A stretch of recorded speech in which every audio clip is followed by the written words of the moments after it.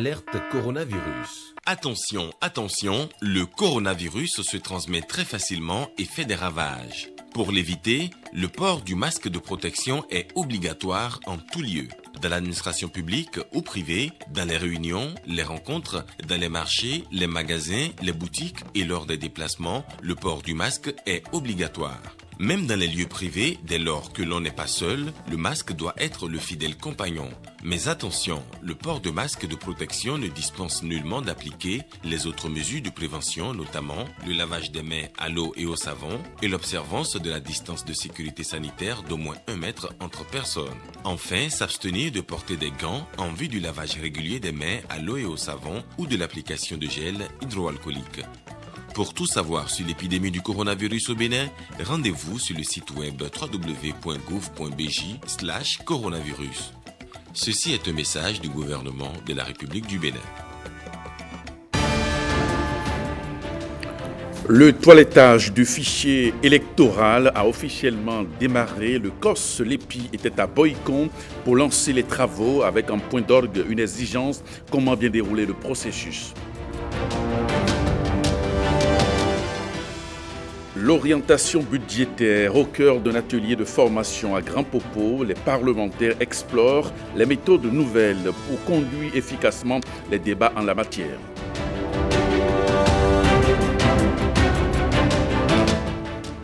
Et puis les journées pédagogiques organisées en cette veille de rentrée scolaire vue par Maouyon Kako, le ministre de l'enseignement secondaire s'est rendu sur le site pour rendre le pouls des activités sur place.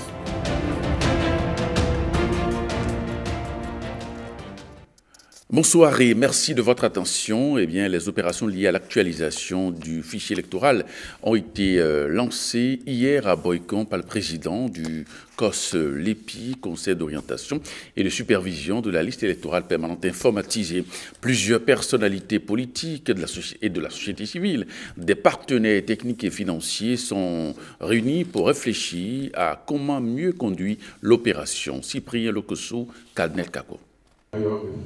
C'est ce séminaire qui a rassemblé plusieurs personnalités politiques, représentants de la société civile, cadres techniques de l'ANT, l'Agence nationale de traitement, qui donne le top de l'opération. Toutes les parties veulent jouer sans faille leur rôle.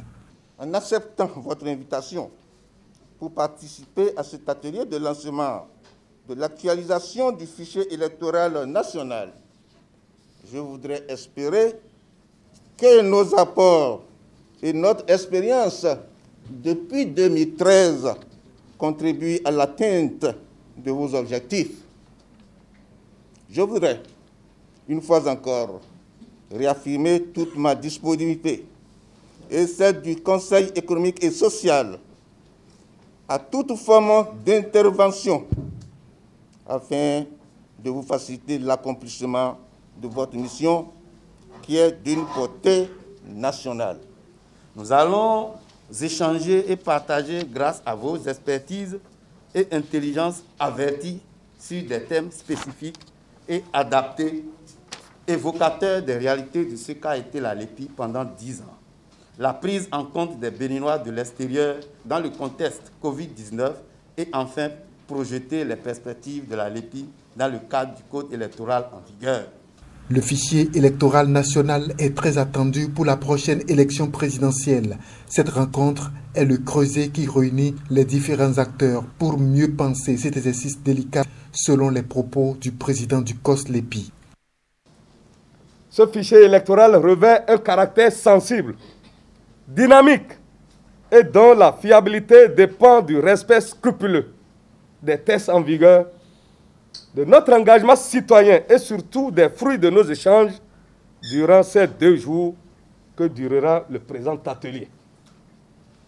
Chers participants, l'actualisation du fichier électoral national est une opération éminemment délicate dont la mise en œuvre appelle à l'élaboration des documents techniques et administratifs, mais aussi à la définition d'une démarche méthodologique qui répond aux exigences légales et prend en compte toutes les propositions susceptibles de garantir l'atteinte des objectifs. En janvier 2021, ça fera 10 ans que la LEPI a été mise en place. C'est donc la dernière actualisation qui vient d'être lancée. Après cette étape, on ne parlera plus de la LEPI, mais plutôt de la LEI, liste électorale informatisée. Un atelier de réflexion pour aborder le mode d'organisation du débat d'orientation budgétaire s'est tenu en début de semaine à Grand Popo. Il s'agit il était présent à cette réunion les députés principaux concernés. Pour l'occasion, entourés des cadres de l'unité de gestion, des réformes du système des finances publiques, de ceux de l'administration parlementaire, mais aussi accompagnés par le programme des Nations Unies pour le développement. James William Baguidi, Jean Obima. Chacun de nous a évalué depuis 7 ans ce que nous faisons. Est-ce que c'est vraiment utile? Après 7 années de pratique assidue, les députés béninois s'interrogent encore sur l'utilité du débat d'orientation budgétaire auquel ils ont désormais coutume de participer. C'est pour répondre à ces questions et surtout contribuer à l'amélioration de la pratique que l'Assemblée nationale et le ministère des Finances ont initié cet atelier de réflexion sur la procédure d'organisation du débat d'orientation budgétaire. Les objectifs déclinés au démarrage des travaux qui se tiennent ici à Grand Popo se rejoignent et se complètent. Identifier toutes les informations préparatoires au débat d'orientation budgétaire, clarifier les délais de transmission et d'étude des documents à soumettre au débat d'orientation budgétaire, mettre en place un mécanisme de suivi des recommandations exprimées lors du débat d'orientation budgétaire et enfin suggérer une procédure d'organisation du débat d'orientation budgétaire. L'organisation de cette formation de 2 jours répond donc à un double impératif, celui de renforcer les compétences des acteurs que vous êtes d'une part et vous initier aux nouveaux instruments pour une contribution qualitative à l'amélioration des projets de loi de finances d'autre part.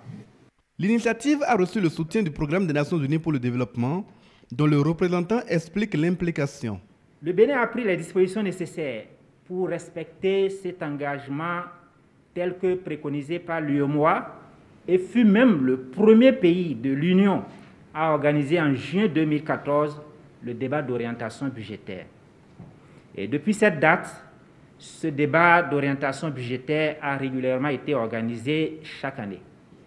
Une prouesse qu'il convient de saluer. Vos recommandations sont fortement attendues car le PNUD, à travers le projet d'appui au renforcement des capacités du Parlement et des organes de gestion des élections, reste disponible à accompagner les actions de l'Assemblée nationale dans le cadre du renforcement de ses pouvoirs de contrôle. Après la présentation de différentes communications suivies de discussions sans langue de bois, les députés ont exprimé leur désir de faire des prochains débats d'orientation budgétaire autre chose que des formalités accomplies pour se conformer aux directives de l'Union économique et monétaire ouest-africaine, l'UEMOA. En venant ici, nous sommes bien entendu invités pour réfléchir sur la procédure, sur comment organiser. Partant donc de l'expérience des 6 dernières années, on a quand même tiré beaucoup de leçons et ça permet effectivement de repartir sur une nouvelle base. Si on intègre les propositions qui ont été faites, à savoir les délais de transmission, à savoir le kit budgétaire, c'est-à-dire l'ensemble du paquet, les documents qui accompagnent, je crois que on peut donc affirmer que le rendez-vous donc a comblé les attentes et nous espérons que les prochains débats vont être beaucoup plus enrichis, vont pouvoir être utiles. Pour corriger ce qui s'est passé par le passé, nous avions fait des recommandations pour que le gouvernement puisse envoyer à temps les documents et que la service d'analyse puisse rapidement les marcher en lecture facile pour que l'accessibilité soit au bon point pour les parlementaires. Puisque l'objectif, c'est que le gouvernement puisse prendre en compte nos aspirations pour en faire un tremplin pour le budget de l'État. Toutes ces recommandations ont été ressassées par l'UNACEB, qui est l'unité d'analyse du budget de l'État, qui est donc la cheville ouvrière de cet atelier, qui va faire l'objet d'un guide que nous allons mettre en œuvre forcément pour faire des améliorations par rapport à cette procédure. Le prochain débat d'orientation budgétaire, le 8e de la série, aura lieu en juin 2021. Il sera l'occasion de vérifier si le séminaire de Grand Popo aura été aussi décisif qu'espéré par les participants. En marge des travaux de la 75e session de l'Assemblée générale des Nations unies, les ministres des Affaires étrangères des pays les moins avancés ont tenu hier leur réunion annuelle. Cette séance est une occasion pour les ministres de faire le point des progrès réalisés dans leurs différents pays. Eh bien, le ministre béninois des Affaires étrangères, Aurélien Gbenossi, par visioconférence, a pris part à cette réunion. Suivez ici son intervention au micro de Osseni Adeleke et de Miché Elewe. Je voudrais tout d'abord exprimer mes remerciements à l'Organisation des Nations Unies et à son secrétaire général pour l'attention et le soutien dont bénéficie notre groupe.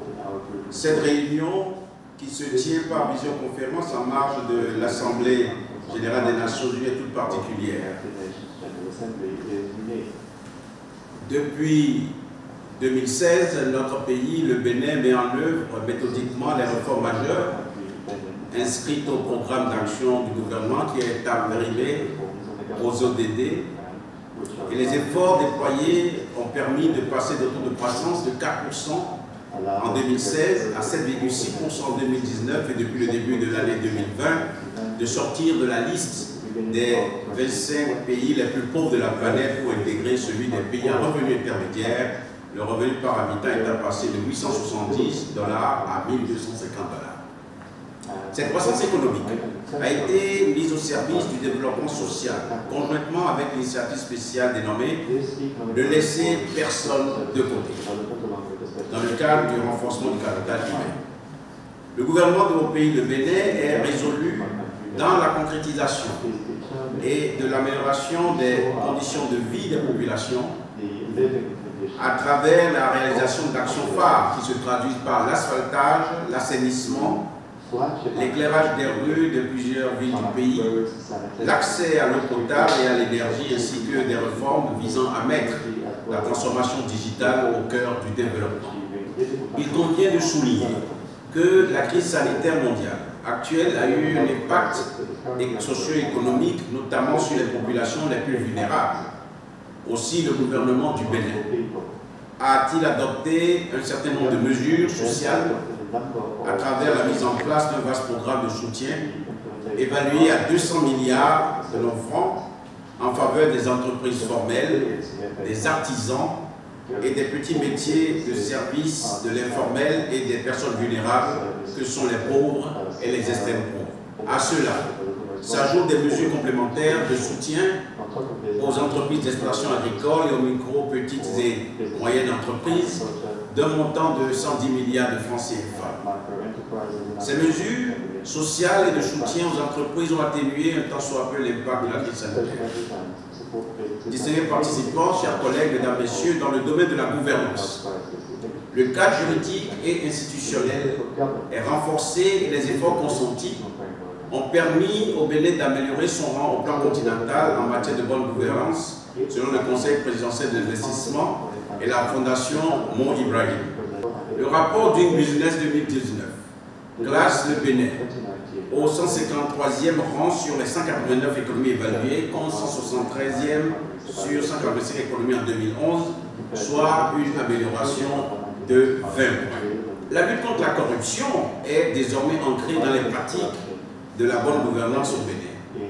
Ainsi, en se hissant à la 85e position, en 2018, le Bénin a gagné 9 places par rapport à son classement de 2011. Grâce aux réformes engagées, le Bénin évolue dans le respect des principaux standards internationaux à travers la mise en place d'outils appropriés, toutes choses favorables au climat des affaires et à la promotion des investissements. Les gains d'efficacité résultant de la mise en œuvre de ces réformes qui touchent à la fois l'administration publique, le système judiciaire, le système politique partisan, les processus et procédures, notamment à travers la dématérialisation, permettent de renforcer l'efficacité de l'action publique. Je voudrais renouveler l'engagement politique du Bénin en faveur de l'agenda 2030. Cependant, les performances réalisées par les pays dans le cadre de la mise en œuvre du programme d'action d'Istanbul doivent se poursuivre pour améliorer les résultats en matière de développement humain. Permettez-moi de conclure en rappelant que les PMA ont besoin d'un partenariat international solide et solidaire, car le Bénin est préoccupé par le recul de l'aide publique au développement de ces dernières années, en particulier en direction des PMA et des pays africains. Et parlons maintenant de la gouvernance locale et plus précisément parlons de la ville d'Abomey-Calavi, une ville importante de notre pays où le maire est déterminé à en finir avec les mauvaises pratiques. Il s'est rendu hier sur 2 marchés, celui de Toba et de Tokan. Voici le reportage signé Marcel Arossi. Plus rien ne sera comme avant. Cette volonté peut conduire loin si les moyens l'accompagnent. Angelo Awandjinou manifeste un fort désir de transformer sa commune. C'est aussi ce qui pourrait expliquer ses descentes régulières sur le terrain. Ici, c'est le nouveau marché de Tokan dont les travaux peinent depuis à s'achever.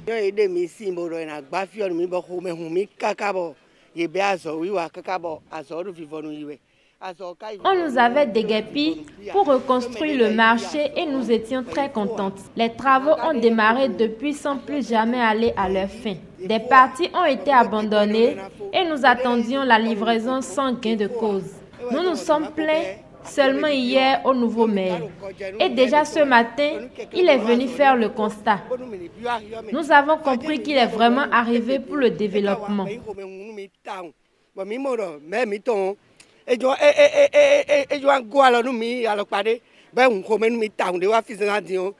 Les travaux de construction auraient démarré ici sans aucune procédure administrative et le chantier s'arrête parce que non régi par un contrat. Il y a des chantiers qui sont abandonnés dedans. Il y a des chantiers qui sont abandonnés, d'autres qui ne sont pas terminés. Nous avons cherché à savoir nous-mêmes.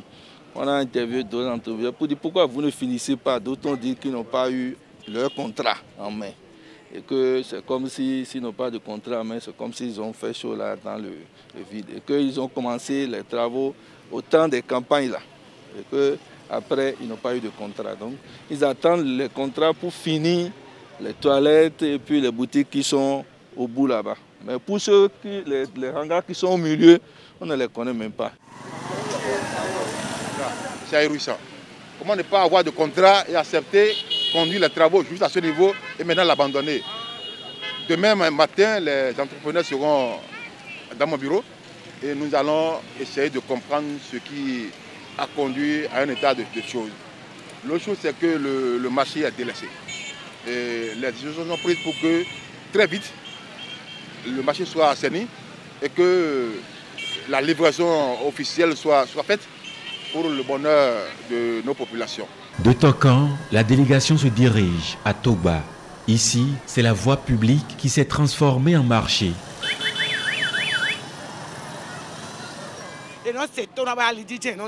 Ils sont têtus. J'ai toujours crié par ici, mais personne ne veut écouter. À l'intérieur du marché, on peut vendre, mais ils veulent toujours occuper la voie. Un autre phénomène évoqué dans ce marché, le rançonnement, que tente de nier le principal accusé.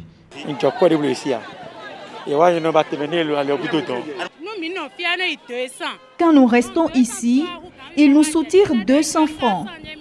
Je les fuis pour aller de l'autre côté, mais il revient me réclamer 400 francs.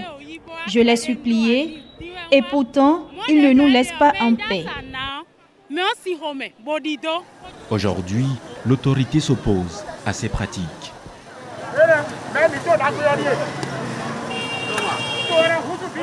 Il n'y a pas ce jour-là où nous ne passons pas ici pour dégager les bonnes dames. Mais force est de constater que dès que la police se retire des lieux, elles reprennent encore possession de ces mêmes lieux. C'est une opération lancée aujourd'hui qui sera continuelle dans le temps pour faire respecter désormais la loi. Force doit rester à la loi.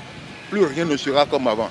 Plus rien ne sera comme avant parce que le maire a de grandes ambitions pour sa commune. D'autres pratiques malsaines devraient bientôt disparaître au grand bonheur des habitants d'Abomey-Calavi. Le 28 septembre prochain, c'est la date fixée pour la rentrée scolaire 2020-2021 en République du Bénin. Eh bien, les journées pédagogiques organisées à l'intention des enseignants dans le cadre des préparatifs de la dite rentrée se sont achevées ce vendredi. Le ministre en charge de l'enseignement secondaire est allé constater lui-même le bon déroulement des ateliers. William Aguiar. Nous sommes dans la dynamique d'avoir une rentrée apaisée et les cours vont commencer le premier jour de la rentrée. Au total, 114 sites devraient accueillir 13 987 enseignants repartis dans 468 ateliers. Ce sont les journées pédagogiques d'animation et de réflexion, une activité qui précède ordinairement la pré-rentrée et la rentrée scolaire, malheureusement boudée cette année par bien d'enseignants. Le hic, c'est qu'il y a un niveau d'absence élevé, un taux d'absence élevé au niveau des enseignants. Pourquoi? Parce que, en voulant bien faire, le gouvernement a positionné et viré sur les comptes des enseignants les primes des journées pédagogiques avant l'activité même. Ce qui a fait qu'une fois que les enseignants ont obtenu leurs primes, ils n'ont plus senti le devoir de venir à la journée, ce qui est un manquement grave. Une situation qui suscite spontanément une réaction plus ou moins inattendue de l'autorité. Les instructions que j'ai données à cet effet, c'est de prendre la liste des présences pour que nous puissions procéder à la défalcation de cette journée-là des salaires de ces enseignants qui n'auraient pas répondu. Nous comprenons qu'il y a un manque de responsabilité au niveau des enseignants parce que ce n'est pas à cause des primes que la journée est instituée. La journée est instituée pour réfléchir sur certains aspects du système éducatif qui nous imprègne tous. Et pour permettre à ces enseignants d'effectuer le déplacement, il y a des primes qui sont associées. D'habitude, ces primes sont payées bien après, ce qui fait l'objet de plusieurs revendications de la part des centrales syndicales. Mais en voulant bien faire, nous avons d'abord bancarisé ces primes-là et nous avons procédé à leur virement sur les comptes. Mais nous constatons que plus des 2/3 des enseignants sont absents. Les enseignants, du moins ceux qui ont répondu présents, réfléchissent sur la bivalence des enseignants au premier cycle de l'enseignement général d'un côté et sur la formation continue des enseignants formateurs d'un autre côté à 2 semaines de la rentrée scolaire. Audience au cabinet du ministre de la Communication, Maître Alain Oronla, a reçu cet après-midi des retraités de la presse écrite du Bénin avec à sa tête une délégation, donc Noël Alagbada. Au menu des échanges, les objectifs de l'amicale et des questions relatives aux professionnels des médias du Bénin. Suivons ici le président de la dite amicale à la fin de l'audience. Il est au micro de Lenaïk Agbazaou. Cette audience-là a tourné vraiment à une véritable séance de travail au cours de laquelle nous avons eu à échanger avec lui sur, disons, la vie des médias, les problèmes qui se posent et surtout quelle vision nous avons par rapport à nos expériences. Et nous sortons vraiment très réconfortés de cette rencontre avec le ministre qui nous a fait part de sa vision et, disons, des actions qu'il est en train de poser pour que la presse béninoise soit vraiment une presse compétitive et au service du développement du pays. De façon spécifique, nous avons un problème administratif qui est celui, disons, des traitements entre les journalistes de la presse écrite et les journalistes de la presse audiovisuelle. Nous avons, disons, exposé nos préoccupations par rapport à cela. Il a pris bonne note. Et nous avons aussi parlé un peu des pionniers de la presse écrite au Bénin, et qui sont là depuis les années 60 et qui, curieusement, n'ont pas pu bénéficier de leur inscription dans les ordres nationaux. Ils n'ont pas eu de décoration, alors qu'ils ont fini leur carrière sans qu'on ne leur reproche rien. Nous avons soumis ce problème-là au ministre, qui a pris bonne note aussi en disant qu'il verra ce qui peut être fait. Parce qu'effectivement, ça a l'air d'être une injustice, mais qui peut être corrigée. Des députés à l'Assemblée nationale en atelier à Cotonou, ils sont venus travailler sur le projet de loi portant code de la route en République du Bénin. Ils y mettront des dispositions adaptées aux réalités de notre pays. Ghislain Pouguet, Calvador Avano.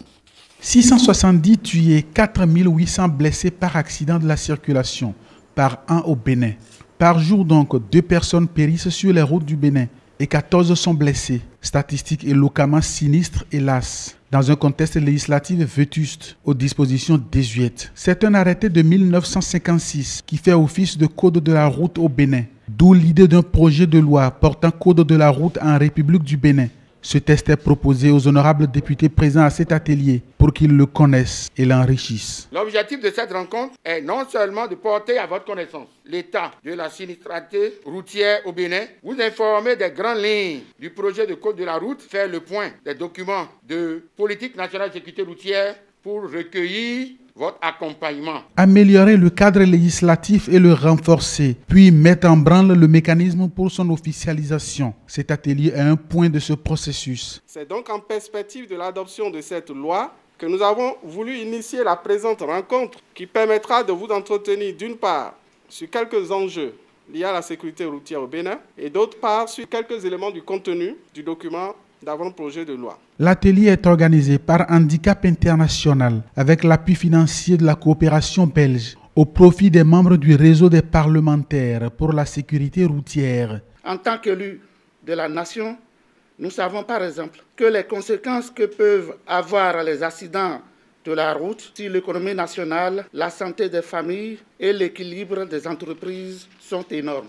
Nous devons appréhender à sa juste valeur l'ampleur de la menace que présentent les accidents de circulation. Les motifs, innovations et perspectives de ce projet de loi portant nouveau code de la route seront présentés dans les détails aux députés au cours de cet atelier, devant conduire à une proposition de loi au Palais des gouverneurs.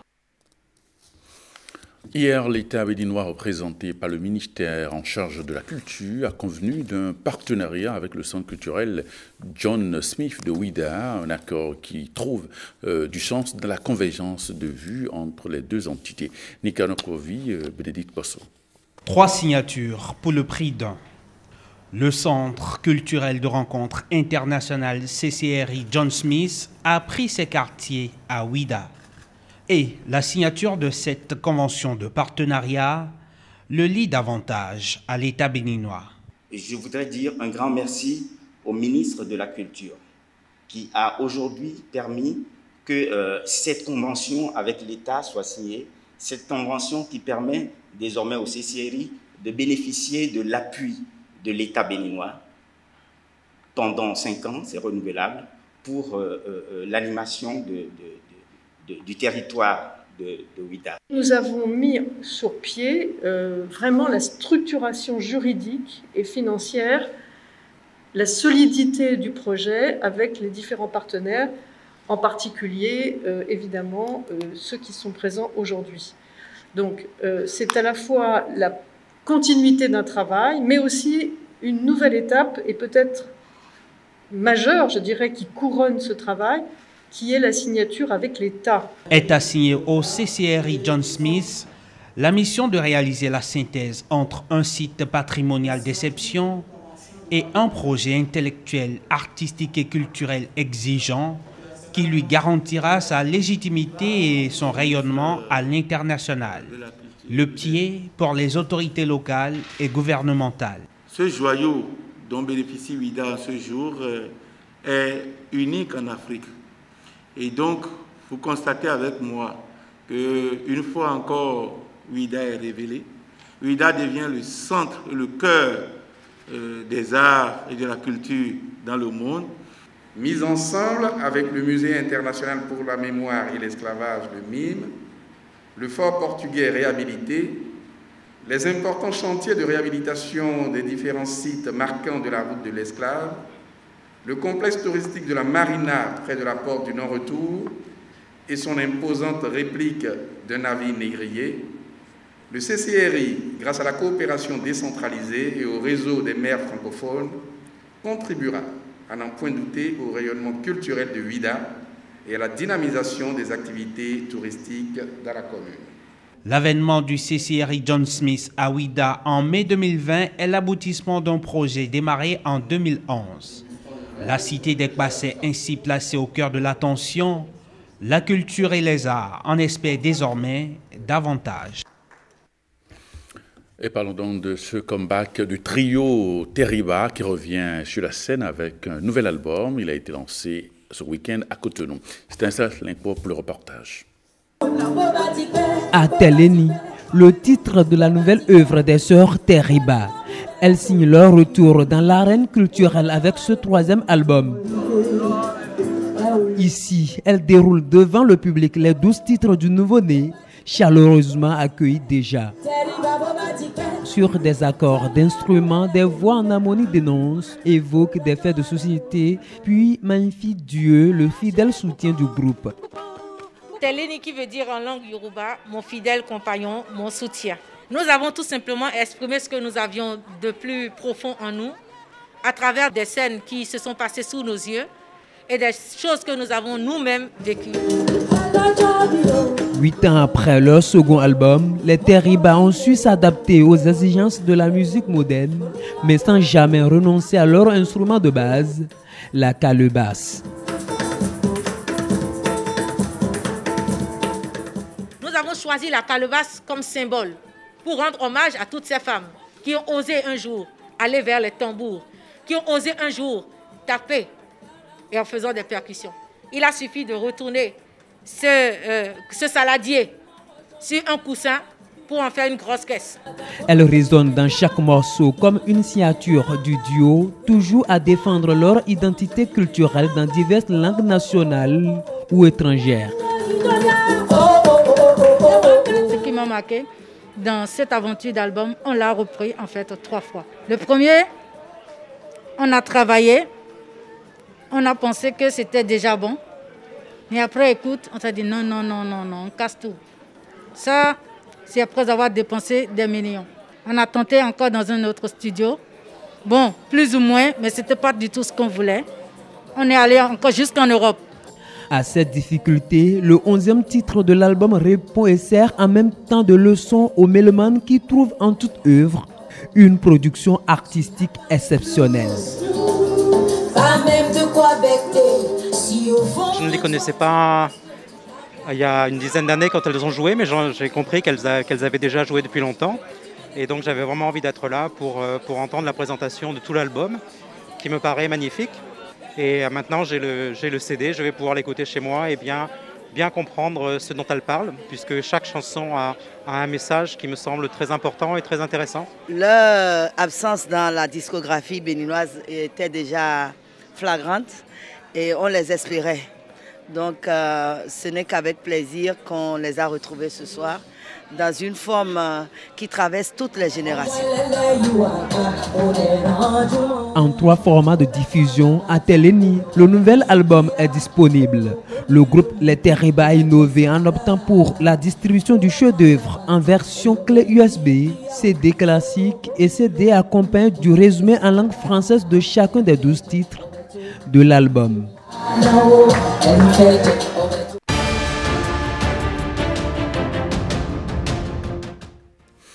À l'étranger maintenant, les obsèques de l'ancien président malien décédé le 15 septembre dernier ont eu lieu ce vendredi. Moussa Traoré a été conduit donc à sa dernière demeure.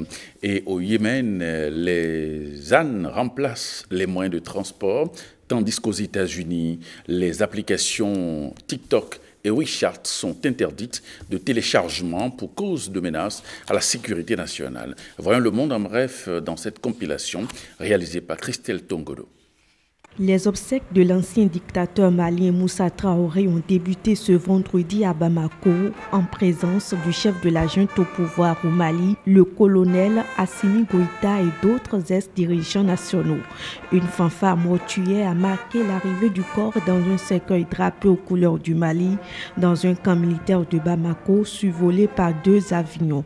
Moussa Traoré est décédé le 15 septembre à Bamako à l'âge de 83 ans après avoir avoir dirigé le Mali pendant 22 ans à la suite d'un coup d'État qui avait renversé en 1968 le président Modibo Keïta qui était au pouvoir depuis 1960. Le décès de Moussa Traoré est survenu dans un contexte de nouvelles turbulences dans ce pays sahélien déjà en proie aux djihadistes.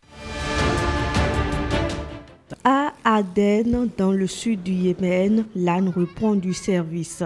Avec la hausse du prix de l'essence, cet animal sert à transporter diverses marchandises. La demande d'âne augmente à mesure que le prix de l'essence et celui du coût de la vie progressent.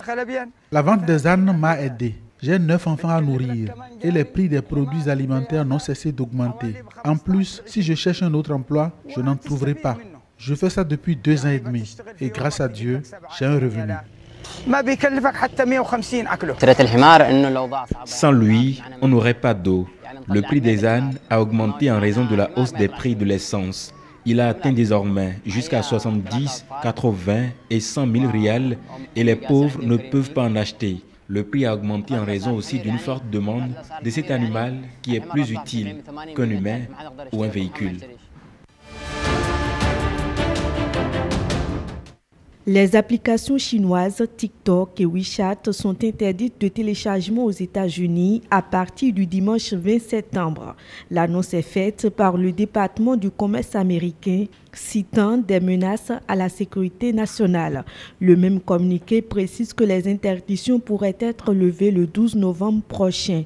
Le Parti communiste chinois a démontré qu'il avait les moyens et l'intention d'utiliser ces applications pour menacer la sécurité nationale, la politique étrangère et l'économie des États-Unis, explique le ministère américain.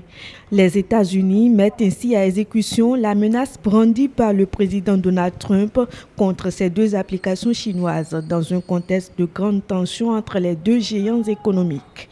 Washington laisse cependant une porte ouverte à TikTok, application très populaire auprès des jeunes permettant de produire de courtes vidéos avant de lui interdire complètement d'opérer sur son sol. Alerte coronavirus. Attention, attention, le coronavirus se transmet très facilement et fait des ravages. Pour l'éviter, le port du masque de protection est obligatoire en tout lieu. Dans l'administration publique ou privée, dans les réunions, les rencontres, dans les marchés, les magasins, les boutiques et lors des déplacements, le port du masque est obligatoire. Même dans les lieux privés, dès lors que l'on n'est pas seul, le masque doit être le fidèle compagnon. Mais attention, le port de masque de protection ne dispense nullement d'appliquer les autres mesures de prévention, notamment le lavage des mains à l'eau et au savon et l'observance de la distance de sécurité sanitaire d'au moins 1 mètre entre personnes. Enfin, s'abstenir de porter des gants en vue du lavage régulier des mains à l'eau et au savon ou de l'application de gel hydroalcoolique. Pour tout savoir sur l'épidémie du coronavirus au Bénin, rendez-vous sur le site web www.gouv.bj/coronavirus. Ceci est un message du gouvernement de la République du Bénin. Eh bien, ce journal se refait. Merci de votre fidélité. À 23h30, Rachida Biomama dans ce studio pour le JT Soir. Merci et à demain.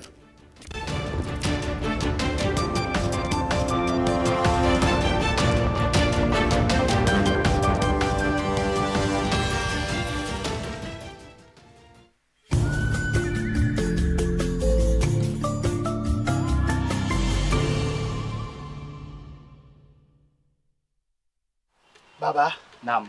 Franchement, 107.4, je ne sais si je serai encore assis avec vous. Mon fils, je remercie le gouvernement pour cette initiative. En notre temps, sans argent, on n'avait pas accès aux soins adéquats. Mais aujourd'hui, grâce à